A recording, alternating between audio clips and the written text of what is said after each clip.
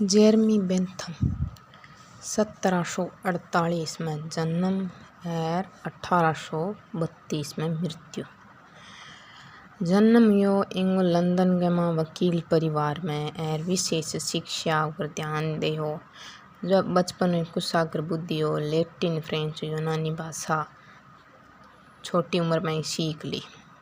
15 वर्ष की आयु के माँ ऑक्सफोर्ड विश्वविद्यालय में स्नातक की उपाधि प्राप्त करी और बिंग बाद में पुस्तकां की दुकान पृष्ठ लेगी पुस्तक ऐसे ऑन गवर्नमेंट के माँ हचिसन को शब्द पढ़िया जका अधिकतम व्यक्तियों का अधिकतम सुख आगे बारे में वो कह इस पुस्तक तथा इस वाक्य से मेरे सामान्य और व्यक्तिगत नैतिकता संबंधी सिद्धांत निर्मित हुए।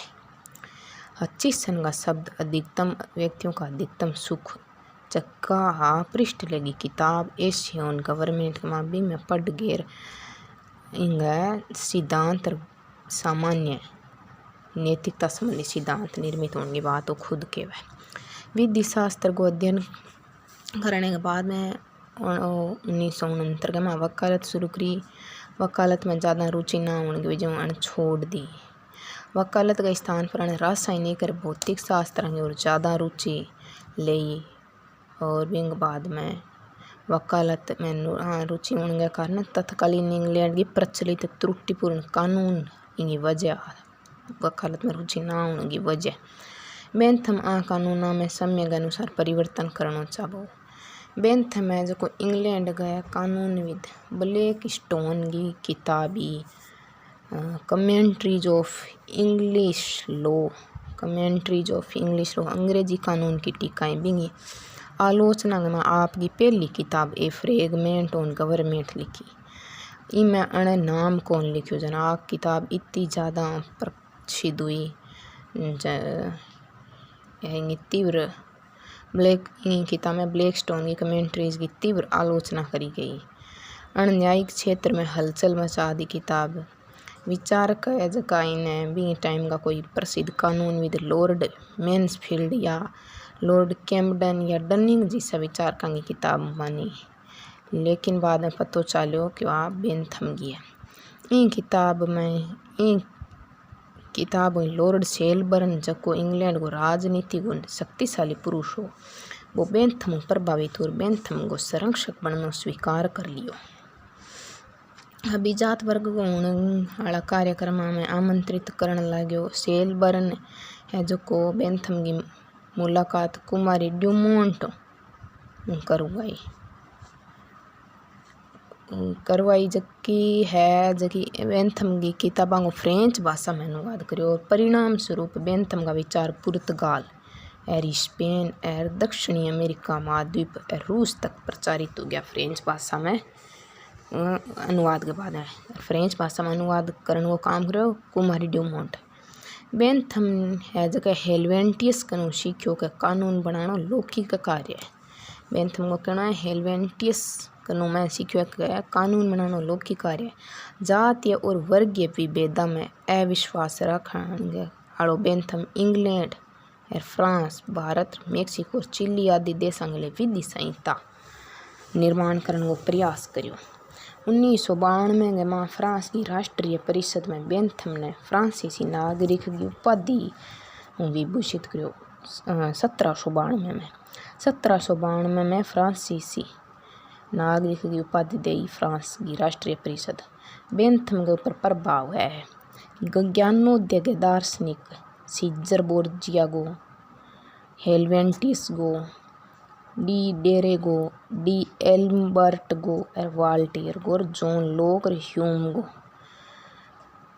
ज्ञानोदय का दार्शनिक है Caesar Borgia, Helvetius, Diderot, d'Alembert, Voltaire, John Locke और ह्यूम गो।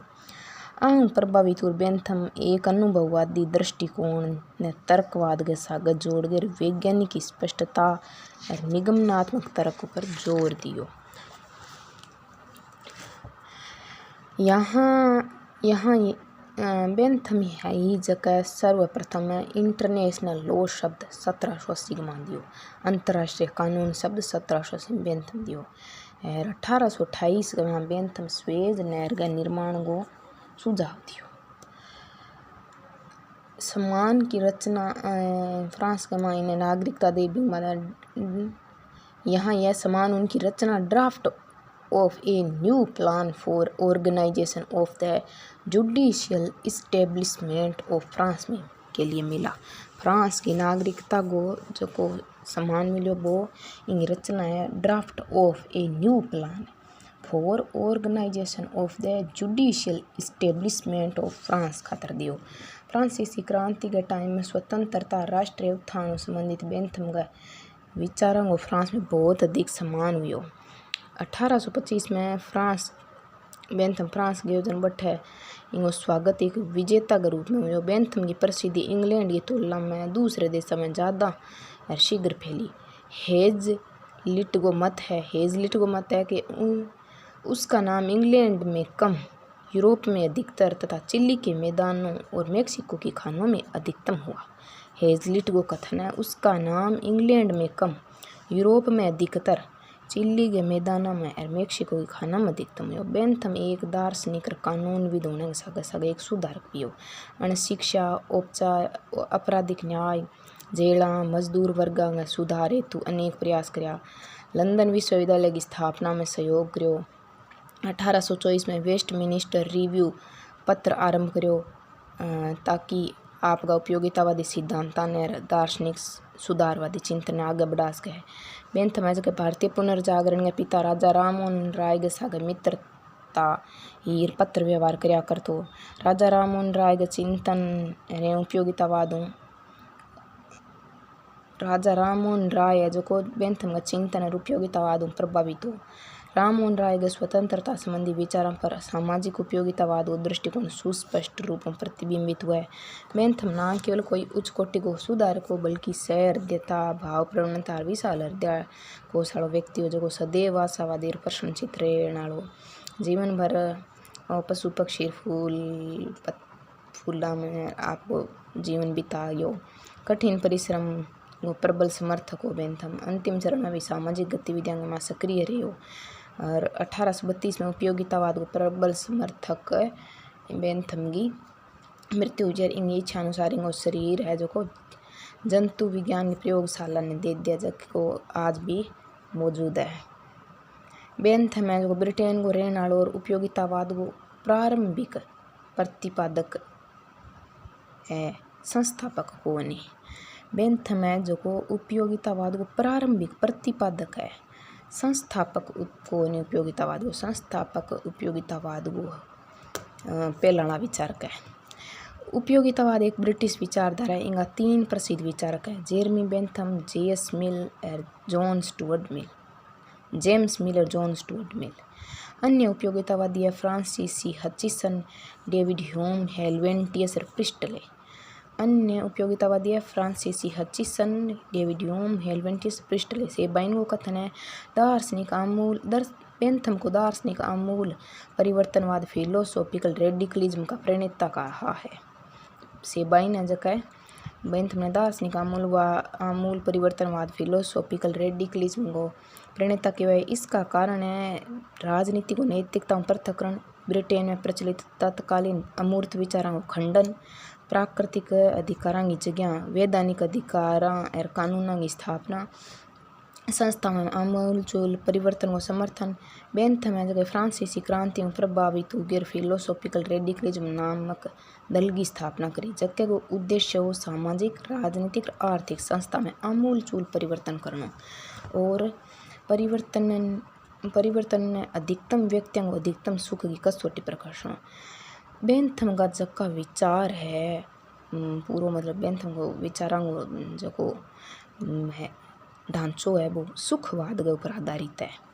फ्रांसीसी दार्शनिक क्लोड एड्रिनल हेलवेंटियस, फ्रांस को दार्शनिक हेलवेंटियस बेंथम को प्रेरणा स्रोत हो। हेलवेंटियस से ही बेंथम ने सीखा कि कानून बनाना महत्वपूर्ण लौकिक कार्य है, कानून के द्वारा समाज में कोई भी सुधार लाया जा सके। बेंथम 1790 के माह फ्रांस में न्यायिक प्रतिष्ठान की स्थापना के लिए एक नई योजना बनाई है। अतः 1792 में फ्रांस की मानद नागरिकता प्रदान करी इन्हें। माइकल डोयल को कथन है जेरमी बेंथम रेडिकल सुधार ग्रुप के प्रमुख राजनीतिक दार्शनिक थे। रूसो के समान वास्तविकता से भागकर उन्होंने रहस्यवाद में शरण नहीं ली। उन्होंने समस्याओं पर वैज्ञानिक रूप से विचार किया। उन्हें पूरा विश्वास था कि यदि सही नापजोख किया जाए तो लोगों के दुख कम किए जा सकते हैं और उनकी खुशी को बहाल किया जा सकता है। बेंथम को खुद को एक प्रसिद्ध कथन है कि हेलवेंटियस नैतिक दुनिया के लिए वही थे जो फ्रांसीसी बेकन भौतिक दुनिया के लिए थे। हेलवेंटियस नैतिक दुनिया के लिए वही थे जो फ्रांसीसी बेकन भौतिक दुनिया के लिए थे। नैतिक दुनिया के पास अपना बेकन है, लेकिन उसका न्यूटन आना बाकी है। दरअसल बेंथम स्वयं ने विधि शास्त्र यानी नैतिक दुनिया को न्यूटन बनाना चाहा। अब है बेंथम की कृतियाँ।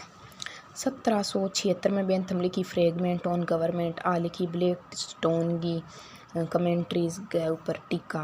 इन कारण ही बेंथम ने विधि शास्त्र को न्यूटन के बारे आएंगी पहली किताबें।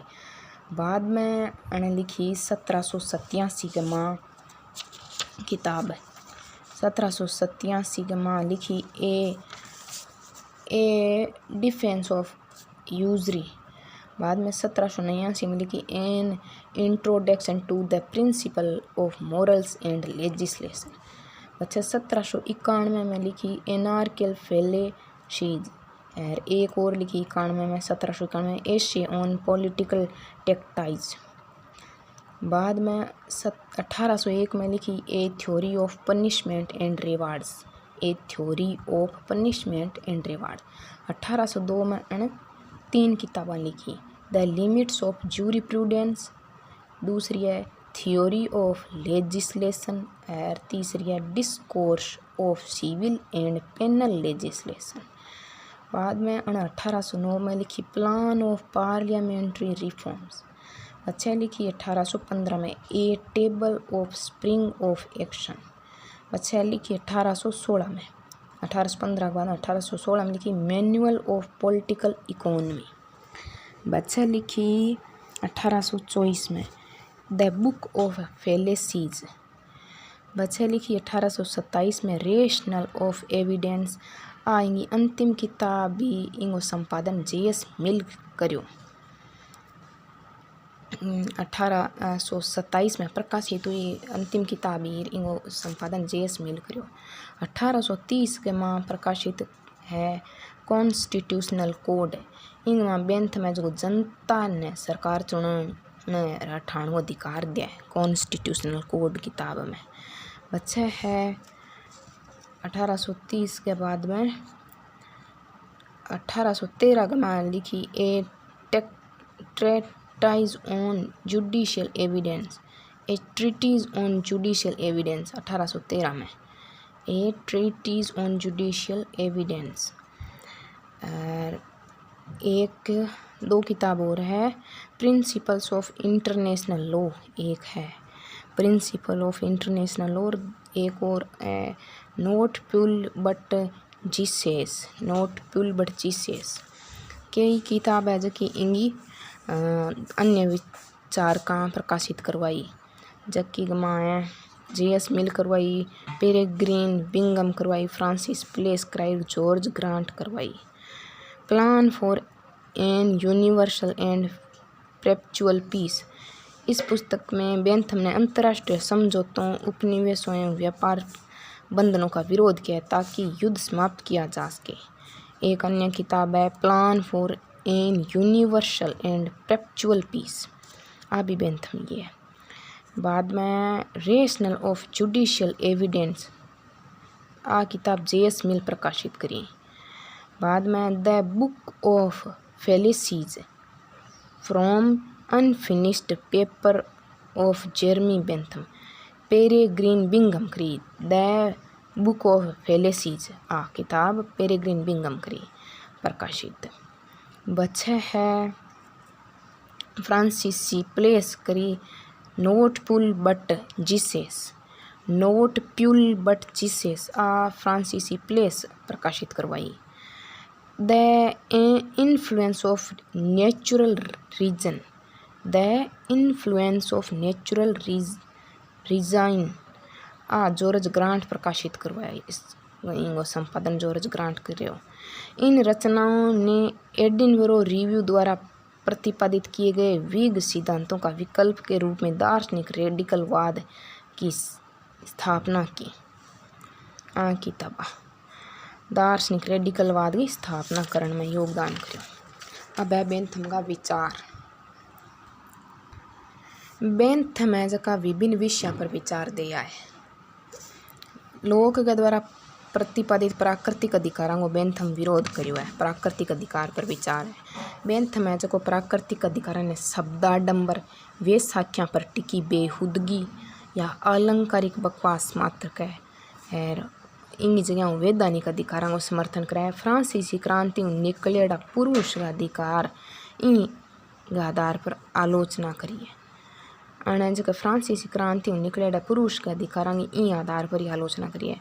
इन अनुसार प्राकृतिक अधिकारों की बात करना बिना बाप के बच्चे की बात करने जैसा है। बेंथम को कथन है, अमेरिका में की गई प्राकृतिक अधिकारों की घोषणा वहाँ रह रहे किसी एक अश्वेत व्यक्ति को उसका हक नहीं दिला पाई। बेंथम है जो प्राकृतिक स्वतंत्रता और नागरिक स्वतंत्रता का मध्य अंतर करे। बेंथम को कहना है कानून के द्वारा नागरिक स्वतंत्रता दी जाए। प्राकृतिक स्वतंत्रता में बेंथम स्वच्छंदता माने। प्राकृतिक स्वतंत्रता मेरी वह स्वतंत्रता है जिसके अनुसार मैं इच्छा अनुसार कुछ भी कर सकता हूँ, पर नागरिक स्वतंत्रता के अनुसार मैं वही कर सकता हूँ जो मेरे समुदाय के हित में। राज्य का उद्देश्य सर्वाधिक कल्याण है, ना कि सर्वाधिक स्वतंत्रता। एक अच्छा कानून वह जो सर्वाधिक हित को प्रोत्साहित करे, ना कि सर्वाधिक स्वतंत्रता ने। बेंथम दो प्रकार का अधिकार बताया है, वैधानिक अधिकार और नैतिक अधिकार। वैधानिक अधिकार है जगह अधिकार मनुष्य के सुख में जीवन के वे नियम है जिन्हें राज्य के कानूनों द्वारा मान्यता प्राप्त होती है। बेंथम को कथन है वैधानिक अधिकारों से संबंधित है। नैतिक अधिकार विषय को संबंध आंतरिक आचरण में। बेंथम अधिकारों के साथ कर्तव्यों का समावेश भी करता है। कर्तव्य रहित अधिकार निर्जीव है, अधिकार व कर्तव्य अन्योन्याश्रित है। बेंथम पशुओं के अधिकारों का भी समर्थन करता है। दूसरा विचार है सामाजिक संविदा या सामाजिक समझौते को बेंथम विरोध करियो है। बेंथम का ऐसो कोई सामाजिक समझौता को नहीं है। बेंथम को कथन है मैंने प्राथमिक संविदा छोड़ दिया, उन मिथ्या प्रलाप को मनोरंजन करने वालों के लिए त्याग दिया है। तीसरा विचार है ईसाई नैतिकता पर। बेंथम ईसाई नैतिकता को विरोधी और धर्म को भी विरोधी हो। नैतिकता और धर्म तभी वर्ण्य है जब वो व्यक्ति का सुख बढ़ाएं तथा दुख को कम करें। परंपरागत नैतिक धारणाओं का विरोध कर बेंथम ने सुखवाद का सिद्धांत दिया। बेंथम के सिद्धांतों को आधार सुखवाद है। अब है बेंथम को उपयोगितावाद। उपयोगितावाद वो प्रथम विचारक डेविड ह्यूम है। सुख दुख शब्द दिया पृष्ठ ले। अधिकतम व्यक्तियों को अधिकतम सुख शब्द बेंथम ले हुआ है हचिसन कनु। और उपयोगितावाद को वास्तविक प्रणेता है बेंथम है जगह सहानुभूति सिंपैथी और गैर सहानुभूति एम्पैथी को विचार ह्यूम कनु लियो है। बेंथम ने अपने से पूर्व सूत्रापित उपयोगितावादी विचारधारा जो कि नैतिक सिद्धांत के रूप में स्थापित की गई थी को राजनीतिक सामाजिक और विधिक क्षेत्र में स्थापित करने का प्रयास किया है। इसी कारण बेंथम को उपयोगितावाद का पिता फादर ऑफ यूटिलिटेरियनिज्म कहा जाता है। बेंथम जका आप पूर्व जका उपयोगितावादी विचारधारा बिना राजनीतिक सामाजिक और विधिक क्षेत्र में स्थापित करने को प्रयास करने के कारण ही बेंथम ने उपयोगितावाद को पिता कहवा है। बेंथम का उपयोगितावाद का 4 महत्वपूर्ण सिद्धांत है। पहलो सिद्धांत है सबू मेन सिद्धांत है बेंथम का उपयोगितावाद को हेडोनिज्म सुखवाद। दूसरो है व्यक्तिवाद। तीसरो है सुखों का मात्रात्मक स्वरूप और चौथो है परिणामवाद। पहलो हेडोनिज्म सुखवाद, दूसरो इंडिविजुअलिज्म व्यक्तिवाद, तीसरो सुखों का मात्रात्मक स्वरूप और चौथो परिणामवाद। बेंथम गए उपयोगितावाद का 4 सिद्धांत। सुखवाद, व्यक्तिवाद, सुखों का मात्रात्मक स्वरूप और परिणामवाद। अब है पहलो सुखवाद। बेंथम ने सुखवाद को 2 भागों में बांटा है, मनोवैज्ञानिक सुखवाद और नैतिक सुखवाद। मनोवैज्ञानिक सुखवाद मानव के स्वभाव की व्याख्या करे। नैतिक सुखवाद जो सुखवाद को निर्धारण उचित या अनुचित के संदर्भ में करे। सुखवाद का 2 प्रकार बताया बेंथम, मनोवैज्ञानिक सुखवाद और नैतिक सुखवाद। मनोवैज्ञानिक मानव व्यवहार की व्याख्या करे, नैतिक है जो उचित अनुचित के संदर्भ में। बेंथम और अन्य उपयोगितावादियों ने यूनानी दार्शनिक एपिक्यूरियस के विचारों ने आधार मानकर व्यक्ति कभी बुद्धिमानी से और कभी गैर बुद्धिमानी से खुशी की खोज में रहते हैं। बेंथम व्यक्तिगत खुशी बढ़ाने के लिए सरकारी व कानूनी संस्थाओं को पुनर्गठित करना चाहते थे, अतः उन्होंने कानूनों को सुधार व खुशी का माध्यम माना। बेंथम ने एपिक्यूरियस के समान सुरक्षा को आदर्श मानते थे तथा उनका मानना था कि सुरक्षा आज़ादी से पहले है। बेंथम का उपयोगितावाद का 3 सिद्धांत था। यहाँ बेंथम को उपयोगितावाद का 4 सिद्धांत है। बांग माया भी सामान्य रूपों परंपरागत उपयोगितावाद के अंतर्गत 3 सिद्धांत था। पहला होब्स की तरह मनोवैज्ञानिक इच्छा को महत्व वो आनंद को अधिकतम करना। बेंथम आनंद व खुशी को एक दूसरे के पर्याय के रूप में प्रयोग करते थे। दूसरों बेंथम आनंद हेतु अपने आप में लक्ष्य या साध्य। बेंथम के लिए आनंद अपने आप में लक्ष्य या साध्य था, न कि कुछ और पाने का साधन। पहलो होब्स की मनोवैज्ञानिक इच्छा को महत्व है और इन संदर्भ में आनंद नहीं अधिकतम करना। दूसरों आनंद खुद में अपना आप में साध्य है या लक्ष्य है। तीसरों आनंद प्राप्त करने योग्य है, अतः वह की क्रिया सही है जो आनंद उपलब्ध कराए, दुख कम करे। तृतीय जो नियम है उपयोगितावाद को क्रियात्मक उसूल है, क्रियात्मक रूप में लागू करने संबंधित है। ये 3 उसूल है, प्रथम द्वितीय तृतीय उपयोगितावाद का 3 उसूल है, परंपरागत उपयोगितावाद के संदर्भ में है। अधिकतम लोगों के अधिकतम सुख के कारण ही बेंथम का उपयोगितावाद लोकतंत्र की मूल चेतना के अनुरूप नहीं है, क्योंकि लोकतंत्र की मूल चेतना सबका हित चाहती है। बेंथम के नैतिक सुखवाद में वह प्रत्येक कार्य अच्छा, उचित व नैतिक है जो सुख देता है तथा वह प्रत्येक कार्य बुरा और अनुचित अनैतिक है जो दुख देता है। वेबर्ग के अनुसार अपनी ज्ञान संबंधी विचारधारा को उसने लोक और ह्यूम से, आनंद व कष्ट का सिद्धांत हेलवेंटियस से, सहानुभूति असहानुभूति को विचार ह्यूम से तथा उपयोगिता का सिद्धांत अन्य दर्जनों लेखकों से लिया तथा उसके विचारों की मौलिकता विहीन तथा पक्षपातपूर्ण होने के कारण वह अपनी सैद्धांतिक कृतियों में अस्पष्ट व पक्षपातपूर्ण होने के साथ साथ लापरवाह भी दिखाई देता है। बेंथम के उपयोगितावाद की मान्यताओं के शीर्षक धार्मिक, शारीरिक, धार्मिक और सार्वजनिक है।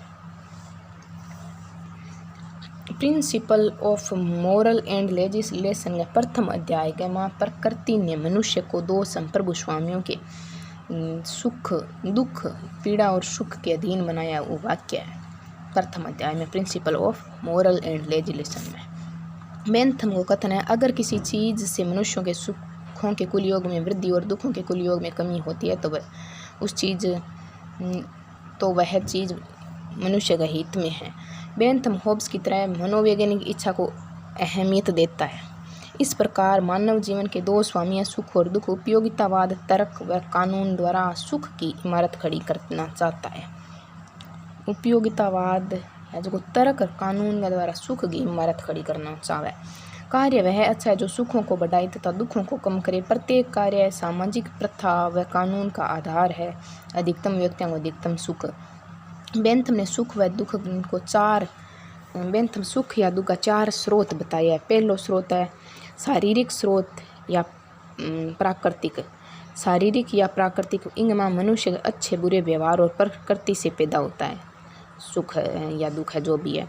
शारीरिक स्रोत या प्राकृतिक स्रोत है। मनुष्य अच्छे या बुरे व्यवहार व प्रकृति से पैदा होता है। दूसरा है राजनीतिक या कानूनी स्रोत, राजनीतिक सत्ता द्वारा दिए गए दंड व इनाम से पैदा होता है। तीसरा है नैतिक स्रोत, नैतिक या सामाजिक या लौकिक स्रोत, नैतिक सामाजिक या लौकिक स्रोत समाज की नैतिक अवधारणाओं व परंपराओं से पैदा होता है। चौथा है दैवीय या धार्मिक स्रोत, धार्मिक परंपराओं व रीति रिवाजों से पैदा होने वाला सुख व दुख। अब उपयोगितावाद के अंतर्गत दूसरा सिद्धांत व्यक्तिवाद। कानून का उद्देश्य है हर एक अपने लिए और कोई भी एक से अधिक के लिए नहीं, हर एक अपने लिए और कोई भी एक से अधिक के लिए नहीं। इस प्रकार बेंथम समुदायवाद की बजाय व्यक्तिवाद को समर्थक है। इसके अनुसार समुदाय या समाज व्यक्तियों के कुल योग से अधिक और कुछ नहीं। इस प्रकार उपयोगितावाद स्वहित सेल्फ इंटरेस्ट, अहमवाद इगोइज्म और व्यक्तिवाद पर आधारित है। स्वहित, अहमवाद और व्यक्तिवाद पर आधारित है उपयोगितावाद। बेंथम के अनुसार समुदाय एक कृत्रिम और काल्पनिक फेटिशियस समूह है जो व्यक्तिगत सदस्यों के मेल से अधिक कुछ नहीं है। समुदाय का हित उसका गठन करने वाले विभिन्न सदस्यों के हितों का कुल योग है। इस प्रकार व्यक्ति पहले तथा समाज बाद में है। उपयोगितावाद धर्म निरपेक्ष राज्य का समर्थक है। बेंथम ने धर्म को उपयोगिता की कसौटी पर कसा तथा इसे तार्किक सामाजिक जीवन के लिए अनुपयोगी पाया। अतः उन्होंने धर्म, अमरत्व, पुनर्जीवन, मोक्ष, ईश्वर के अस्तित्व को नहीं माना। नोट: बेंथम अधिकतम सुख के सिद्धांत को राजनीतिक सिद्धांत समझता था। बेंथम इसे नैतिक सिद्धांत नहीं समझता था। J.S. मिल ने उपयोगिता के सिद्धांत के साथ नैतिकता को भी शामिल किया है। बेंथम के लिए अधिकतम व्यक्तियों को अधिकतम सुख को सिद्धांत सिर्फ राजनीतिक हो, नैतिक को नहीं हो, जबकि J.S. मिल में उपयोगितावाद में राजनीतिक सागे नैतिक सिद्धांत ने भी मान्य है। तीसरा सिद्धांत है सुखों का मात्रात्मक स्वरूप व गणना। बेंथम के अनुसार सुख मात्रात्मक होते हैं, अतः उन्हें मापा जा सकता है। सुखों का वस्तुनिष्ठ मापन संभव है। सुख मात्रात्मक है, गुणात्मक नहीं, अर्थात सुख अच्छे, बुरे, शुभ, अशुभ, नैतिकता व अनैतिक नहीं होते। सुख होते हैं। सुख में प्रत्येक को एक माना जाता है। मिस्र का इतिहास लिखने जैसे महान कार्य से प्राप्त सुख का मूल्य जुआ खेलने जैसे काम से प्राप्त मूल्य से अधिक नहीं है। सुखों के मापन के लिए बेंथम ने सुख कलन, सुख मापन के आधार, स्प्रिंग ऑफ एक्शन। बेंथम के अनुसार सुख व दुख केवल बाह्य है, आंतरिक नहीं। बेंथम है जो को सुख और दुख ने बाह्य मान्य, आंतरिक को मान्य। बेंथम सुख और दुख मापने के लिए सुख कलन, स्प्रिंग ऑफ एक्शन या फेलिसिपिक कैलकुलेशन तैयार किया, जकन हेडोनिक कैलकुलेशन भी के हो जावे। सुखवाद को गणना, सुखवादी गणना या सुख कलन या फेलोशिपिक कैलकुलेशन। बेंथम ने 14 प्रकार का साधारण सुख और 12 प्रकार का सादा दुख बताया। बेंथम ने मात्रा निश्चित करने के लिए सुख व दुख में साधारण और मिश्रित भेद करने का प्रयास किया है। ये बातें अपनी किताब है principle of moral and legislation के अध्याय 5 में शामिल करी है। बेंथम का मानना था कि पूर्ण अधिकार, एब्सोल्यूट राइट, पूर्ण संप्रभुता, एब्सोल्यूट सोवरेनिटी, पूर्ण सत्ता जैसी संकल्पनाएं सामाजिक जीवन के यथार्थ से मेल नहीं खाती। बेंथम को मानना है कि पूर्ण अधिकार, पूर्ण प्रभुसत्ता, पूर्ण सत्ता जैसी संकल्पना सामाजिक जीवन के यथार्थ के साथ मेल का खावे। बेंथम का मानना है कि व्यक्ति की संतुष्टि, सेटिस्फेक्शन ही उपयोगिता का मानदंड है। मानव जीवन के मामले में एक ही पूर्ण मानदंड, एब्सोल्यूट स्टैंडर्ड लागू होता है, वह है पूर्ण इतिसिद्धि, एब्सोल्यूट एक्सपेंडेंसी। अपनी पुस्तक principle of moral and legislation के 4थे अध्याय में बेंथम ने व्यक्ति के सुख और दुख के मापने के लिए 7 तत्वों को प्रकट किया। सुख मापन के 7 आधार: पहलो तीव्रता, इंटेंसिटी; दूसरो स्थायित्व या समयावधि, ड्यूरेशन; तीसरो निश्चितता या अनिश्चितता, सर्टेनिटी या अनसर्टेनिटी; चौथो निकटता या दूरस्थता, प्रोपेनक्विटी या रिमोटनेस; पाँचवों उर्वरकता या उत्प्रेरकता, फिक्वेंडिटी; फेक्युंडिटी। और छठो शुद्धता प्योरिटी। सातवां विस्तार एक्सटेंट। प्रथम 6 जका व्यक्तिगत स्तर पर सुख को मापन करे और सातवां है जो समाज के स्तर पर सुख मापन करे। चूंकि बेंथम सुखों को सिर्फ मात्रात्मक मानता है, उसका प्रसिद्ध वाक्य है, सुख यदि सुखों की मात्रा समान हो तो पुष्पिन खेलना भी उतना ही अच्छा है जितना कि कविता पाठ। अब लास्ट वालो उपयोगितावाद को सिद्धांत है परिणामवाद या प्रयोजनवाद। उपयोगितावाद में प्रत्येक कार्य या कानून या विधि या नीति के परिणाम पर विचार किया जाता है। परिणामवाद या प्रयोजनवाद है उद्देश्य पर विचार कौन करी जाए। उपयोगिता प्रत्येक काम या कानून विधि नीति के परिणाम पर विचार किया जाता है, अतः उपयोगितावाद को परिणामवाद भी कहा जाता है। इसका तात्पर्य कोई सार्वजनिक कानून या नीति बनाते समय उसके परिणाम देखे जाएं, वह अधिकतम लोगों को अधिकतम सुख दे रहा है या नहीं। उपयोगितावाद एक परिणाम सापेक्ष अवधारणा है, इसलिए बेंथम कहता है लोग कानून का पालन भय या शक्ति के डर से नहीं करते बल्कि इसलिए करते हैं क्योंकि आज्ञा पालन से होने वाली हानि अवज्ञा से होने वाली हानि की मात्रा में कम है। उपयोगितावाद अनुभववादी सिद्धांत है। उपयोगितावाद व्यवहार प्रधान प्रैग्मेटिक है तथा इसकी अध्ययन पद्धति निगमनात्मक डिडक्टिव है, अनुभव मूलक है, विश्लेषणात्मक है। बेंथम का उपयोगितावाद की प्रमुख विशेषता में सुख दुख मानव जीवन ने गति प्रदान करने वाला तत्व है, जबका व्यक्ति के लिए उपयोगी और आनंददायक है और वही सुख है। अनुपयोगी है बे जका कष्टदायक है बे अनुपयोगी है और दुख है। व्यक्ति सुख के पीछे भागे और दुख दूर जावे। बेंथम कार्यों के उद्देश्यों की अपेक्षा परिणाम को महत्वपूर्ण मानता है। बेंथम है जो को कार्य के उद्देश्य की अपेक्षा परिणाम ने महत्वपूर्ण माने और बेंथम का उपयोगितावाद की विशेषता है। कोई काम उद्देश्य से किया जाता है इसका कोई महत्व नहीं है, महत्व तो उसके परिणाम का है, अर्थात जो वस्तु सुख की अनुभूति देती है वह अच्छी है, ठीक है, उपयोगी है और जिका दुख की अनुभूति वह गलत अनुपयोगी बुरी है। बेंथम का उपयोगितावाद सक्रियता व गत्यात्मकता का प्रतीक है, निष्क्रियता का नहीं, अर्थात सिद्धांत मनुष्यों को सदैव कार्यरत स्थिति में देखता है। जैसे सभी प्रकार के सुखों का मूल्य समान है वैसे ही सभी प्रकार के दुखों का मूल्य भी समान है। सुखों तथा दुखों को आनंद मापक पद्धति से मापा जा सकता है। यह एक सरल सुस्पष्ट माप परक सिद्धांत है। उपयोगितावाद है जो एक सरल सुस्पष्ट माप परक सिद्धांत है। शासन का लक्ष्य न्याय नहीं उपयोगिता है। ह्यूम है जो उपयोगितावादी और उपयोगितावाद उदारता ने महान गुण मान्य है। ह्यूम।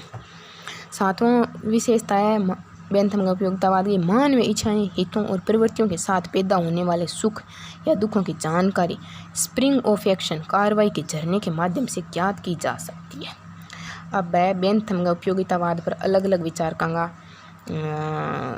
कथन भी प्रभावित विचारक। बेंथम के उपयोगितावादी सिद्धांतों के आधार पर उनके शिष्यों ने अलग अलग क्षेत्रों में इसका प्रयोग किया। जेम्स मिल ने इतिहास में, जे.एस. मिल ने राजनीति में, रिकार्डो ने अर्थशास्त्र में, सैमुअल रोमिले व जॉन ऑस्टिन ने विधिक क्षेत्र में लागू किया। मैक्सिको कथन है बेंथम का उपयोगितावाद भेड़िया समाज में भेड़िया तथा साधुता समाज में साधुपन को महत्व देता है, लेकिन मिल प्रत्येक अवस्था में साधुपन को महत्व देता है। आगे एक मैक्सिको और कथन है बेंथम व्यक्तिगत और सामाजिक उपयोगिता के बीच खाई को पार करने में समर्थ नहीं हो सका। बेंथम है जो व्यक्तिगत और सामाजिक उपयोगिता के बीच की खाई व्यक्तिगत और सामाजिक उपयोगिता के मध्य खाई बिन पार करने में समर्थ को नहीं हो पायो। बेंथम गए सुखवादी दर्शन ने कार्लाइल सुअर दर्शन पिग फिलोसफी की है। विल किमलिका को कहना है बेंथम का यह विचार गलत है कि मनुष्य केवल सुख चाहता है या उसे केवल सुख की इच्छा करनी चाहिए, वो विचार गलत है। इन आलोचनाओं का आधार बेंथम द्वारा सुखों को सिर्फ मात्रात्मक मानना है, गुणात्मक न मानना है निवजन है। साथ ही बेंथम के उपयोगितावाद पर यह आक्षेप भी लगाया जाता है कि यह एक नैतिक सिद्धांत की बजाय वास्तव में एक स्वार्थी मनोवैज्ञानिक सिद्धांत है। उपयोगितावाद में कमी यह है कि अधिकतम व्यक्तियों के अधिकतम सुख को हिसाब लगाते टाइम बहुमत ने महत्व दिया जाता है, इसमें अल्पसंख्यक के साथ न्याय नहीं होता। इन खातर जॉन रॉल्स अपने सिद्धांत में बेंथमवादी उपयोगितावाद की आलोचना करता है। जॉन रॉल्स ने उपयोगितावाद की आलोचना में कहा है कि सामूहिक हित की वृद्धि के लिए व्यक्ति के हित की बलि दे दी जाती है। परिणामवाद के कारण हर्बर्ट नोजिक बेंथम का उपयोगितावाद को आलोचक है। और जॉन रॉल्स है जो को समकालीन समतावादी राजनीतिक विचार का जो को बेंथमवादी उपयोगितावाद को तो आलोचक है, आलोचना कर रहे हैं। लेकिन बेंथम के द्वारा प्रतिपादित मानवीय संतुष्टि तथा उत्कृष्टता के जांचने के तरीके को हमेशा ही समर्थक है। बेंथम ने विधि शास्त्र को राजनीति से अलग करने की जरूरत बताई, जिसे जॉन ऑस्टिन ने पूरा किया। रॉबर्ट मूरे को कथन है, मनुष्य से उसकी आत्मचेतना निकाल लीजिए जैसा कि बेंथम ने किया, फिर कोई कार्य न तो नैतिक होगा और न ही अनैतिक। यद्यपि कार्य उपयोगी और अनुपयोगी तब भी बने रहेंगे, और जब व्यक्तिगत आत्मचेतना ही नहीं हो तो सामाजिक आत्मचेतना भी नहीं होगी। बेंथम का राजनीतिक दर्शन, राज्य संबंधी विचार। बेंथम का राज्यों संबंधित विचार। बेंथम जो को व्यक्ति के संगठित समूह से निर्मित कृत्रिम संगठन माना है राज्य ने। क्या व्यक्तियों को संगठित समूह है, राज्य कृत्रिम संगठन है। राज्य को आधार सुख है, व्यक्ति सुख प्राप्ति के लिए राज्य को निर्माण कराए। और बेंथम ने राज्य को सकारात्मक कार्यों का वर्णन किया, परंतु आर्थिक क्षेत्र में हस्तक्षेपवादी राज्य को समर्थक है बेंथम राज्य की उत्पत्ति के सामाजिक समझौता श्राव्य सिद्धांत ने बिल्कुल नहीं मानता। सामाजिक समझौता श्राव्य सिद्धांत ने बिल्कुल ही कौन माने बेंथम। राज्य की आज्ञा का पालन मनुष्य इसलिए करता है कि ऐसा करना उसके लिए लाभदायक एवं उपयोगी है, और आज्ञा पालन की संभावित हानि अवज्ञा की संभावित हानि की अपेक्षा बहुत कम है। राज्य व्यक्ति के लिए है, ना कि व्यक्ति राज्य के लिए। राज्य का कार्य नकारात्मक है। राज्य कोई कल्याणकारी कार्य नहीं करता। बेंथम राज्य व समाज में अंतर करता है। बेंथम है जो को राज्य और समाज में तो अंतर करे, लेकिन राज्य और सरकार में अंतर कौन करे। बेंथम को जो को सेवाधर्मी राज्य को विचार हो बिना बेंथम आपके राज्य ने सेवाधर्मी मानते और सेवाधर्मी विचार ने बढ़ावा दियो, जो कोई आगे जागीर कल्याणकारी राज्य की संकल्पना के रूप में विकसित हुई। बेंथम ने हस्तक्षेप की नीति को अपनाकर मुक्त व्यापार एवं स्वच्छंद उपयोगिता का समर्थन किया। बेंथम राजनीतिक समाज व प्राकृतिक समाज में भेद करता है। प्राकृतिक राजनीतिक समाज में भेद करे हुआ है। राजनीतिक समाज जब कुछ लोग यानी प्रजा किसी ज्ञात व्यक्तियों या व्यक्ति की सभा जिसका एक निश्चित स्वरूप शासक या सरकार है कि आज्ञा पालन के अभ्यस्त हैं, तब ऐसी प्रजा या शासक को राजनीतिक समाज कहा जाएगा। बेंथम को कथन है वो इस समाज को लोगों के आपसी संबंधों के साथ ऐसी निश्चित सत्ता का अस्तित्व भी होता है जिसके आदेशों का पालन सभी लोग स्वभाव तय करते हैं। इसे समाज ने राजनीतिक समाज कहवा है, जबकि में लोग आज्ञा पालन स्वभाव तय करें। दूसरा है प्राकृतिक समाज। प्राकृतिक समाज में लोगों के बीच आपसी संबंध तो होते हैं, लेकिन किसी निश्चित सत्ता का अभाव होता है। बेंथम को कहना है, जब व्यक्ति वार्तालाप के तो अभ्यस्त होते हैं पर किसी निश्चित सत्ता के आज्ञा पालन के अभ्यस्त न हों तो उन्हें प्राकृतिक समाज कहा जाएगा। बेंथम नागरिक राज्य के आदेशों का पालन दो आधारों पर करना बतावे कि नागरिक है जगह राज्य के आज्ञा को आदेशों का पालन दो आधारों पर करे। पहला आधार है आज्ञाकारिता इम्प्रेशन और दूसरा शारीरिक दंड कॉन्ट्रैक्शन। आज्ञाकारिता इम्प्रेशन क्योंकि राज्य उनकी इच्छा की पूर्ति करता है, उनके सुखों को बढ़ावा देता है, इन वजह आज्ञाकारिता हुआ है। दूसरा शारीरिक दंड भय की वजह से व दुखों से बचने के लिए वजहों भी नागरिक है का आदेशों का पालन करें। आज्ञाकारिता पर आधारित राजनीतिक समाज ज़्यादा अच्छा होता है। बेंथम के अनुसार सरकार का सामान्य उद्देश्य है अधिकतम लोगों को अधिकतम सुख। इस उद्देश्य की प्राप्ति के लिए सरकार को 4 कार्य करने होंगे। पहलो सब्सटेंस, दूसरो ऑब्स्टेंस, तीसरो सिक्योरिटी और चौथो इक्वलिटी। सब्सटेंस जीवन सामग्री, दूसरो ऑब्स्टेंस संपन्नता, तीसरो सिक्योरिटी सुरक्षा, चौथो इक्वलिटी समानता, जीवन सामग्री सब्सटेंस यानी लोगों की मूलभूत आवश्यकताएं पूरी करना। दूसरा है संपन्नता ऑब्स्टेंस, मूलभूत आवश्यकताओं के अतिरिक्त भी संपदा की व्यवस्था करना। तीसरा सुरक्षा सिक्योरिटी, जीवन संपत्ति प्रतिष्ठा की सुरक्षा करना। और चौथा है समानता इक्वलिटी, नैतिक बौद्धिक आर्थिक राजनीतिक असमानता को कम करना। बेंथम राज्य का 4 कार्य बताया है, जीवन सामग्री, संपन्नता, सुरक्षा और समता, सब्सटेंस ऑब्स्टेंस सिक्योरिटी इक्वलिटीज। अब है बेंथम का संप्रभुता पर विचार। बेंथम ने अपनी कृति फ्रेगमेंट ऑन गवर्नमेंट के 4थे अध्याय में राज्य की संप्रभुता को सर्वोच्च सत्ता सुप्रीम अथॉरिटी के नाम से संबोधित किया है। इंग्लिश सर्वोच्च सत्ता शब्द प्रयोग किया है और संप्रभुता को निरपेक्ष अपरिमित मानता है, किंतु राज्य की अनंत शक्ति में वह विश्वास नहीं करता। संप्रभुता ने तो निरपेक्ष और अपरिमित माने, लेकिन राज्य की अनंत शक्ति में विश्वास कौन करे? बेंथम ने लिखा है, जब लोग जिन्हें प्रजा कह सकते हैं एक ऐसे व्यक्ति या समूह के आज्ञा पालन के आदी माने जाते हैं, जिनके बारे में निश्चित जानकारी होती है, जिन्हें हम गवर्नर को एक राजनीतिक समुदाय की स्थिति में होना माना जाता है, वह राज्य की विधि निर्माण की क्षमता को ही संप्रभुता मानता है। बेंथम के लिए संप्रभुता राज्य की विधि निर्माण की क्षमता है तथा लोकतंत्र को संप्रभुता की मर्यादा मानता है। लोकतंत्र संप्रभुता की मर्यादा है। बेंथम उपयोगितावादी होने के कारण संप्रभु के प्रति आज्ञा पालन और कानूनों के प्रति आदर का भाव व्यक्ति से उसी सीमा तक चाहता है जहाँ तक उसे लाभ हो अथवा उपयोगिता हो। लाभ ना हो तो संप्रभुता को पालन करना भी बेंथम के लिए जरूरी को नहीं। वह यह स्वीकार करता है कि राज्य से बड़ी भीतर या बाहर कोई दूसरी शक्ति नहीं। कानून संप्रभु की इच्छा की अभिव्यक्ति है। बेंथम का कथन है, कानून संप्रभु की इच्छा की अभिव्यक्ति है। प्रकृति न्याय विवेक संप्रभु नहीं हो सकते। प्रकृति न्याय या विवेक संप्रभु नहीं हो सकते। बेंथम ने संप्रभुता को होब्स की तरह अपरिमित, असीमित, अदेय, अविभाज्य मानी है। शक्ति विभाजन को अस्वीकार किया तथा राज्य को वैधानिक संप्रभु कहा है। बेंथम के समर्थन में ऑस्टिन ने संप्रभुता का सिद्धांत दिया। अब है बेंथम का कानूनों पर विचार। बेंथम की मान्यता है कि राज्य कोई नैतिक समुदाय नहीं है, अपितु वह एक कानून निर्माता निकाय है। कानून संप्रभु के आदेश हैं। संप्रभु की इच्छा कानून के रूप में प्रकट होती है।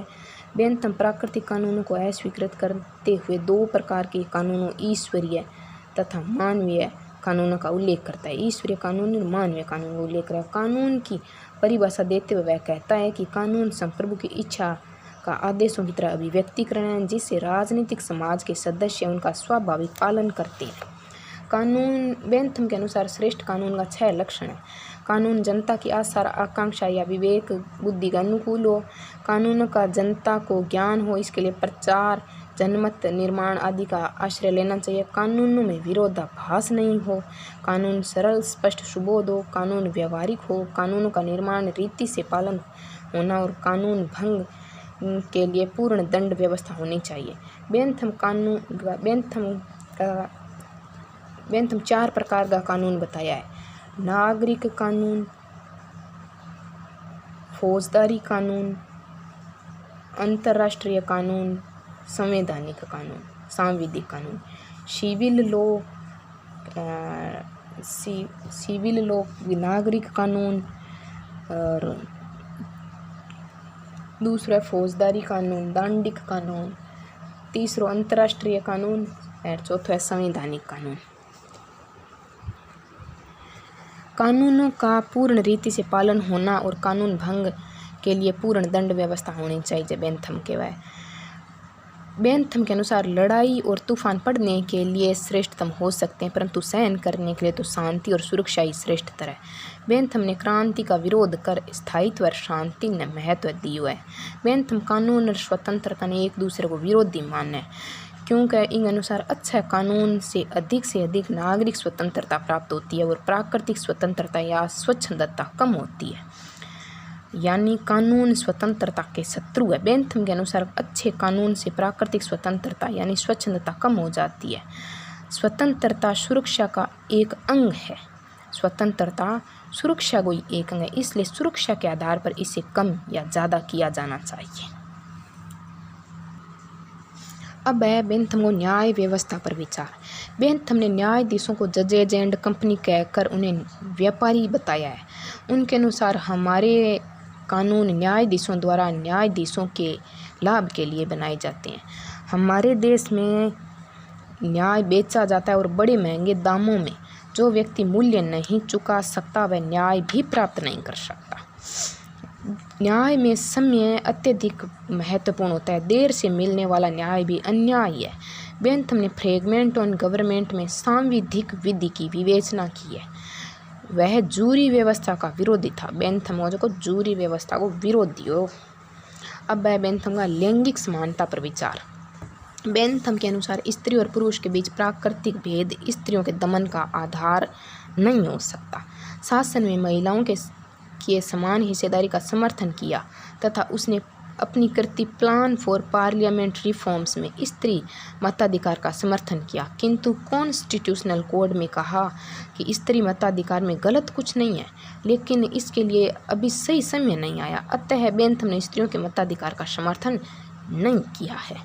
बेंथम ने स्त्रियों हेतु शिक्षा का समर्थन करते हुए 1816 में क्रिस्टोमेथिया नामक एक नया पाठ्यक्रम विकसित किया। बेंथम का दार्शनिक आमूल परिवर्तनवाद, फिलोसॉफिकल रेडिकलिज्म, यह वह सिद्धांत है जिसके अंतर्गत जेरेमी बेंथम के उपयोगितावाद से संबंधित विचारों को कानून, अर्थशास्त्र, राजनीतिक संस्थाओं की स्थापना या सुधार में प्रयुक्त किया जाता है। इस स्थापना या सुधार का सूत्र है अधिकतम लोगों का अधिकतम सुख। सेबाइन ने बेंथम को दार्शनिक आमूल परिवर्तनवाद का प्रणेता कहा है। बेंथम का शिक्षा पर विचार। बेंथम ने 2 प्रकार की शिक्षा पद्धतियाँ बताई है।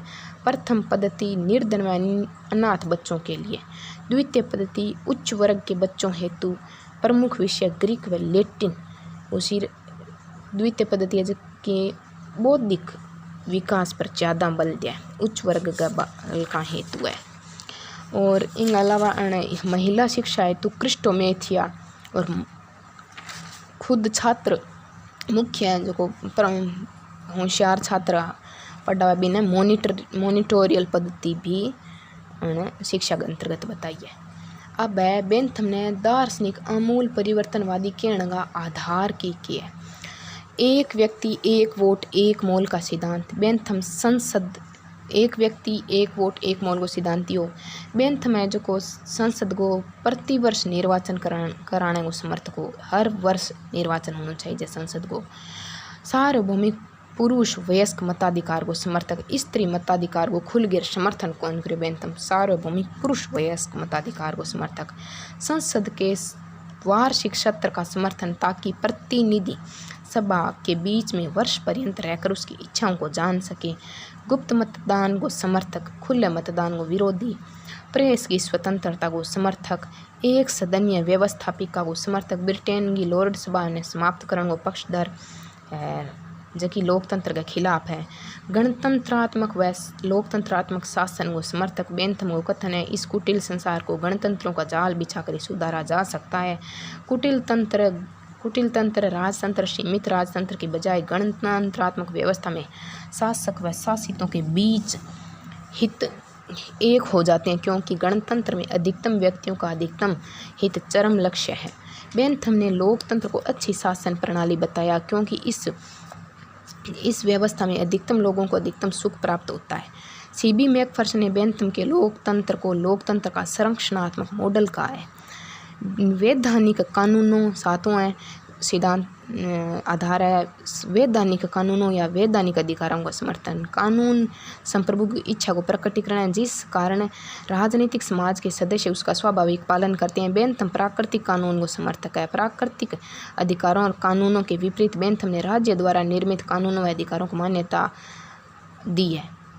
उन्होंने राज्य को एक ऐसी संप्रभु रचना बताया जो कानूनों का निर्माण करती है। बेंथम ने कानून को संप्रभु राज्य का आदेश बताया। उन्होंने होब्स की परंपरा को आगे बढ़ाते हुए संप्रभुता को अविभाज्य, असीमित, स्थायी बताया। संप्रभुता के उनके विचारों को जॉन ऑस्टिन ने आगे बढ़ाया। एडमंड बर्क की तरह बेंथम ने भी प्राकृतिक अधिकारों व कानून की आलोचना की है। उन्होंने कहा है कि प्राकृतिक कानूनों व अधिकारों की बात करना आतंकवादी भाषा टेररिस्ट लैंग्वेज के समान है, क्योंकि इनकी कोई लिमिट्स नहीं होती। बेंथम ने प्राकृतिक अधिकारों को, नेचुरल राइट को, अराजक भ्रम, एनार्कियल फैलेसीज, कुबुद्धि व अर्थहीन विचार, सिंपली नॉनसेंस अपॉन स्टील्स, अलंकारिक बकवास वे साखियों पर टिकी बेहूदगी का है। बेंथम के अनुसार वैधानिक या कानूनी अधिकारों के विपरीत उनके अंतर्विरोधों के रूप में प्राकृतिक अधिकार नाम की कोई चीज़ नहीं होती। बिना कानून बनाने वाले संप्रभु राज्य के कोई कानून नहीं हो सकता। प्राकृतिक कानून तो उस बेटे के समान है जिसका कोई बाप नहीं है। यह जेरेमी बेंथम ही थे। उन्होंने प्राकृतिक अधिकारों में प्राकृतिक कानूनों को कपोल कल्पना बताकर परंपरागत उदारवाद, क्लासिकल लिबरलिज्म को एक नया उपयोगितावादी आधार प्रदान किया। हालांकि बेंथम व्यक्तिवादी व उदारवादी थे, बेंथम व्यक्तिवादी उदारवादी भी हो, पर उन्हें एडम स्मिथ का अहस्तक्षेप का सिद्धांत, एडम स्मिथ को अहस्तक्षेप को सिद्धांत या जॉन लोक का न्यूनतम राज्य पसंद नहीं था।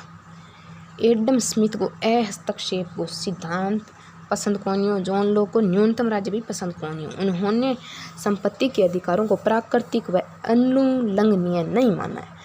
ए जगह एडम स्मिथ लोक है आ संपत्तिक अधिकार, प्राकृतिक अधिकार मान्यो है, इन्हें अनुल्लंघनीय कौन मान्यो। ई वजह संपत्ति समर्थक होने, वे संपत्ति में राज्य के हस्तक्षेप को आवश्यक मानते थे, पर सीमित हस्तक्षेप को। बेंथम भी हस्तक्षेप ने थोड़ो आवश्यक मानो, लेकिन सीमित हस्तक्षेप ने आवश्यक मान्यो है। बेंथम सरकार को हमेशा ऐसा काम करना चाहिए जो अधिकतम भलाई करे। 8वां आधार है स्वतंत्रता। स्वतंत्रता बेंथम फ्रेंच क्रांतिकारियों के नारे स्वतंत्रता, समानता और भ्रातृत्व आलोचकों को तथा कहता है कि सुख ही अंतिम उद्देश्य है। अधिकतम स्वतंत्रता को उसी कसौटी पर कसा जाना चाहिए। बेंथम स्वतंत्रता को ज़्यादा समर्थन कौन करे। बेंथम प्राकृतिक स्वतंत्रता तथा नागरिक स्वतंत्रता के मध्य अंतर करे। बेंथम प्राकृतिक स्वतंत्रता के बारे में है कि मेरी वह स्वतंत्रता जिसके अनुसार कुछ भी इच्छा अनुसार कर सकता हूँ। नागरिक स्वतंत्रता के अनुसार मैं वही कर सकता हूँ जो मेरे समुदाय के हित में है। व्यक्ति सुरक्षा चाहते हैं, स्वतंत्रता नहीं। राज्य का ध्येय अधिकतम लोगों का अधिकतम सुख है, स्वतंत्रता नहीं। व्यक्ति की उपयोगितावादी जीवन में स्वतंत्रता का कोई स्थान नहीं, क्योंकि यह सुख का कोई आवश्यक तत्व नहीं। बेंथम ने स्वतंत्रता को सुख प्राप्त करने का साधन माना है, जबकि J.S. मिल के लिए स्वतंत्रता खुद में साध्य है। वे पर गोकेणु है। उपयोगितावाद में स्वतंत्रता को महत्व नहीं दिया जाता। उसका मानदंड प्रसन्नता है, स्वतंत्रता उसकी दासी है। प्रसिद्ध अमेरिकी राजनीतिक विचारक सैमुअल पी हंटिंगटन ने भी अपनी कृति political order in changing society 1968 में लिखा है कि प्रमुख समस्या स्वतंत्रता की नहीं, व्यवस्था की है। स्वतंत्रता की समस्या का नहीं, प्रमुख समस्या व्यवस्था गया है। सैमुअल पी हंटिंगटन को कहना है स्वतंत्रता के बिना व्यवस्था की कल्पना की जा सकती है, पर व्यवस्था के बिना स्वतंत्रता की कल्पना नहीं की जा सकती। व्यवस्था पहले है, स्वतंत्रता बाद में।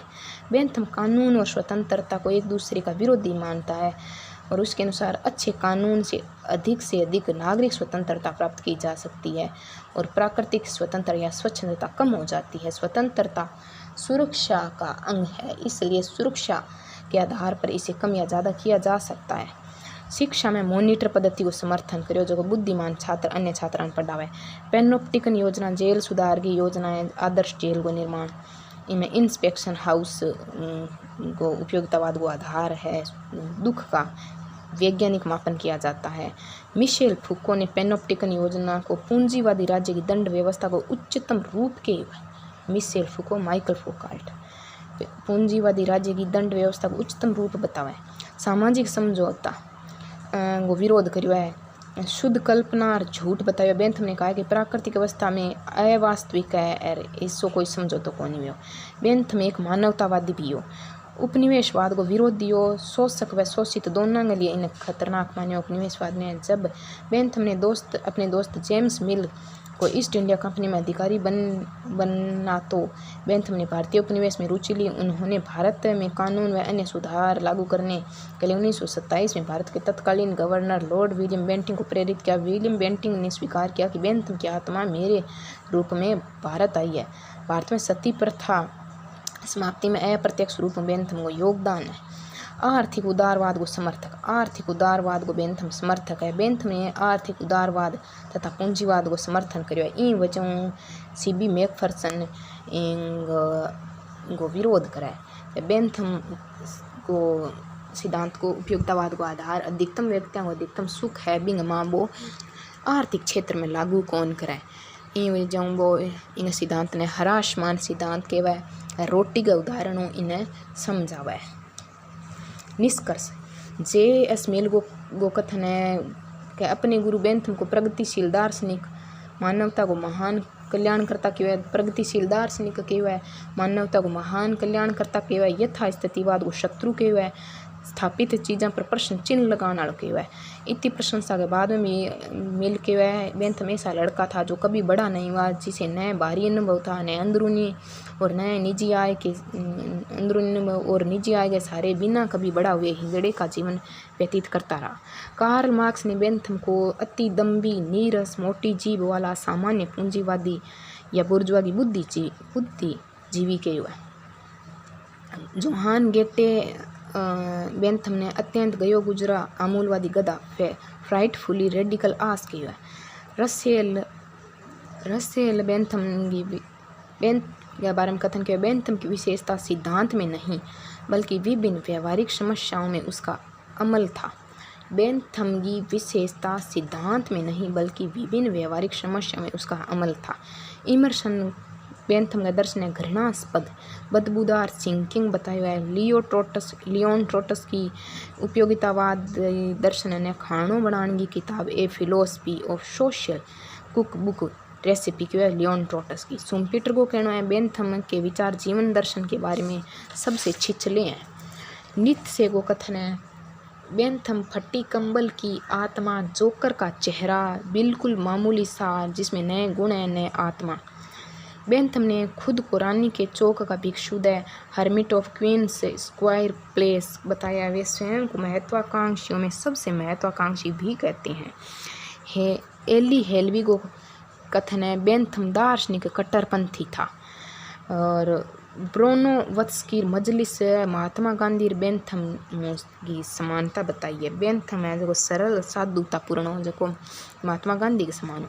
बिट्रिस वेब बेंथम ने सिडनी वेब को बौद्धिक पिता कहे। बेंथम ने राजा राममोहन राय के साथ मित्रता की और पत्र व्यवहार किया। राजा राममोहन राय ने वैधानिक अधिकारों का सिद्धांत व स्वतंत्रता संबंधी विचारों को अपनाया। यह बेंथम की असाधारण प्रतिभा का ही प्रमाण है कि उनके न्यायशास्त्र जूरिप्रूडेंस को जॉन ऑस्टिन ने लोकतंत्र सिद्धांत ने जेम्स मिल और उपयोगितावादी सिद्धांत ने जे.एस. मिल आगे बढ़ायो।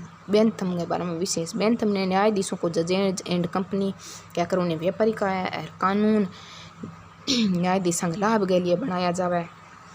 बेंथम के अनुसार एक राजनीतिक उपकरण के रूप में उदार लोकतंत्र शासितों के प्रति शासकों की जवाबदेही को सुनिश्चित करता है। एक राजनीतिक उपकरण के रूप में उदार लोकतंत्र शासितों के प्रति शासकों की जवाबदेही ने निश्चित कराए। बेंथम के अनुसार व्यक्तियों का योग ही पूरा विश्व है, समाज व राज्य कृत्रिम संस्थाएं हैं। बेंथम ने स्वतंत्रता नहीं अपितु खुशी को राज्य का उद्देश्य बताया। बेंथम को मुक्त व्यापारियों का पिता कहा जाता है।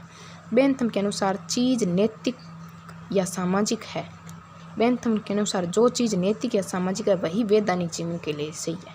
ह्यूम को कथन है बेंथम के सिद्धांत आधुनिक राजनीतिक चिंतन के दो विषयों एक साथ लाए हैं, व्यक्तिवाद और आधुनिक सार्वभौम राज्य। इंसाइक्लोपीडिकल पेड के तो बेंथम के द्वारा संदर्भित जो मानव खुशी में योगदान के अनुसार अनुरूप सभी कल्पनाओं और विज्ञानों के स्थान पर आधारित था। इंसाइक्लोपीडिकल पेड पेनोप्टिकन योजना, जेल सुधार की योजना, क्रिस्टोमेथिया, महिला शिक्षा संबंधी पाठ्यक्रम, मॉनिटोरियल सिस्टम, प्रतिभाशाली छात्र अन्य छात्रा ने पढ़ाई, फेलिसी पे कैलकुलस सुख मापन की पद्धति, स्प्रिंग ऑफ एक्शन सुख मापन के लिए एक विस्तृत मानचित्र, सिस्टमियस अविवाहित माताओं से संबंधित योजना, नोथोट्रोफियम अवैध बच्चों की देखभाल की योजना। पेनोप्टिकन योजना के बारे में विचार कथन। दो शब्दों पेन और ऑप्टिकन बनेड़ी है। पेन को अर्थ है कैदी, ऑप्टिकन को है मॉनिटर या निगरानी करने वालों। पेनोप्टिकन को अर्थ कैदियों की निगरानी करने वाला है। मिशेल फूको आपकी किताब डिसिप्लिन एंड पनिश में बेंथम की इस अवधारणा का प्रयोग करता है। मिशेल फूको ने पेनोप्टिकन योजना ने पूंजीवादी राज्य की उच्चतम व्यवस्था बताई है। पूंजीवादी राज्य की दंड व्यवस्था को उच्चतम रूप बताया हुआ है। पेनोप्टिसिज्म, मिशेल फूको का पेनोप्टिसिज्म की मिशेल फूको अवधारणा दी है, जबकि आधुनिक समाज में ऐसा अदृश्य तथा शक्तिशाली संरचनाएं जो अदृश्य रहकर निगरानी करती है तथा जिनकी निगरानी करती है उन्हें पता भी नहीं चलता कि उनकी निगरानी की जा रही है। पेनोप्टिसिज्म का समाज में उदाहरण है स्कूल, पागलखाना, पुलिस थाना आदि अप्रत्यक्ष अदृश्य रेगर निगरानी कराए। फूको की यह उदाहरण इंटरनेट युग से पहले की है, जो आज मोबाइल कैमरा, वीडियो गेमिंग के जरिए व्यक्ति पर हर समय निगरानी रखी जाती है, जिससे पेनोप्टिकन नज़र कहने में कोई अतिशयोक्ति नहीं होगी। समाज में नागरिकों पर नज़र रखने के सिद्धांत के रूप में पेनोप्टिकन योजना का महत्व लगातार बढ़ता जा रहा है। फ्रांज काफ्का की प्रसिद्ध पुस्तक द कैस्टल और गैब्रियल गार्सिया मार्शेक की पुस्तक क्रोनोनिकल ऑफ डेथ फोरटोल्ड में देखने को मिलता है। पेनोप्टिकन योजना के बारे में जानकारी भी फ्रांज काफ्का की पुस्तक द कैस्टल और गैब्रियल गार्सिया मार्केस की पुस्तक क्रोनोनिकल ऑफ ए डेथ फोरटोल्ड में भी जिक्र है। बेंथम के उपयोगितावाद में अंतर्विरोध बताया है सीबी मैकफर्सन। बेंथम का उपयोगितावाद में अंतर्विरोध है। मात्रात्मक सुख ने स्वीकार करने के बावजूद भी बेंथम है जो को आइने इन चीज़ ने आर्थिक क्षेत्र में लागू कौन करे, इन रोटी का उदाहरण सीबी मैकफर्सन स्पष्ट करो है। अधिकतम व्यक्तियों को अधिकतम सुख बेंथम संपत्ति वितरण के क्षेत्र में ही सिद्धांत ने लागू कौन करो, क्योंकि उदारवाद व पूंजीवाद को समर्थक है बेंथम। मैकफर्सन द्वारा खोजे गए अंतर्विरोधों को हरासमान सिद्धांत कहा जाता है।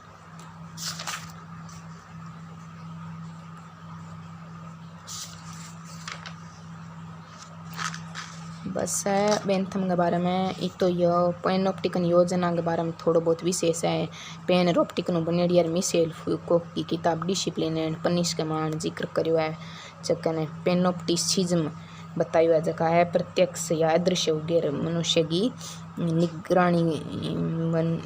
निगरानी करे या जासूसी करे। आज के ज़माने में पेनोप्टिकन नज़र इंटरनेट के ज़माने में बढ़ती जावा है। और फ्रांज काफ्का आपकी किताब द कैस्टल में पेनोप्टिकन योजना को, और गैब्रियल गार्सिया मार्शेक का आपकी किताब क्रोनोनिकल ऑफ ए डेथ फोरटोल्ड के मां जिक्र करें। इतो यह धन्यवाद।